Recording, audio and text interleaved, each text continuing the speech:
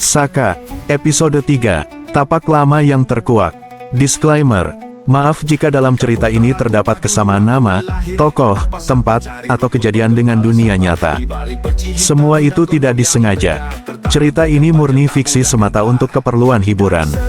Hujan belum reda, tapi suara langkah sepatu berat terdengar memijak tanah basah dekat musala kampung. Di balik gerimis yang makin deras, sesosok tubuh besar berselimut jas hujan hitam berdiri tegak menatap papan nama pasar rakyat taraf tumpah. Lampu-lampu remang menyoroti wajahnya yang dipenuhi luka lama, luka yang belum tuntas. Nama pria itu, Mandor Kawi. Dulu, lebih dari 10 tahun lalu, Mandor Kawi adalah tangan kanan pemilik pasar lama.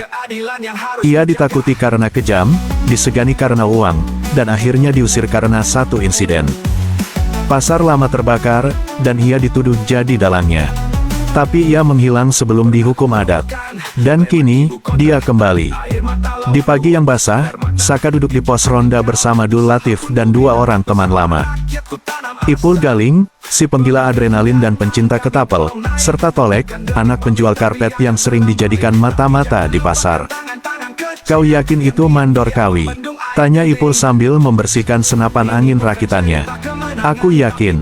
Nenek jamu itu kenal betul suaranya. Dan ingat, dulu ayahku pernah cerita, Mandor Kawi itu bukan sembarang preman. Dia orang yang tahu semua rahasia petak-petak tanah di pasar ini." Latif mengangguk serius. Kalau dia kembali, bisa jadi bukan cuma untuk balas dendam, tapi juga untuk merebut kendali pasar dari dalam. Saka berdiri, matanya menyapu sekitar pos ronda. "Kalau begitu, kita harus mulai menyusun garis pertahanan. Aku gak mau ada pedagang yang disakiti. Ini tanah kita." "Garis pertahanan," Ipul menyeringai. "Kau pikir kita tentara, Kak?" "Bukan," jawab Saka cepat. "Kita cuma anak SMP, yang tahu kapan waktunya berdiri." Hari berikutnya, suasana pasar mulai berubah. Ada beberapa wajah baru di sekitar kios lama. Preman-preman kecil mulai muncul, memalak uang keamanan dari tukang parkir hingga penjual kerupuk. Bang Saka tak tinggal diam. Satu persatu, ia datangi preman-preman itu. Tak dengan amarah, tapi dengan keberanian yang membuat mereka gugup. "Kau datang ke tanah orang, lalu mau merasa paling kuat," kata Saka pada salah satu dari mereka. "Aku cuma disuruh jaga," jawab preman itu ketakutan. "Jaga? Yang bisa jaga tempat ini, cuma orang yang kenal bau tanahnya, bukan orang bayaran." Dan tanpa banyak bicara, Saka membuat keputusan.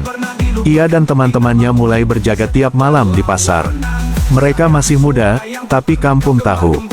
Kalau Saka sudah bergerak, itu berarti waktunya semua orang bersatu. Namun, Mandor Kawi tidak akan tinggal diam. Dari kejauhan, ia memantau pergerakan Saka. Ia tahu bocah gondrong itu bukan anak biasa. "Jadi ini bocahnya si Juri," gumam Kawi sambil tersenyum miring. "Anaknya lebih keras kepala dari bapaknya." Next part. Bersambung ke episode 4. Anak Juri, lawan yang tak terduga. Mau langsung lanjut ke episode berikutnya?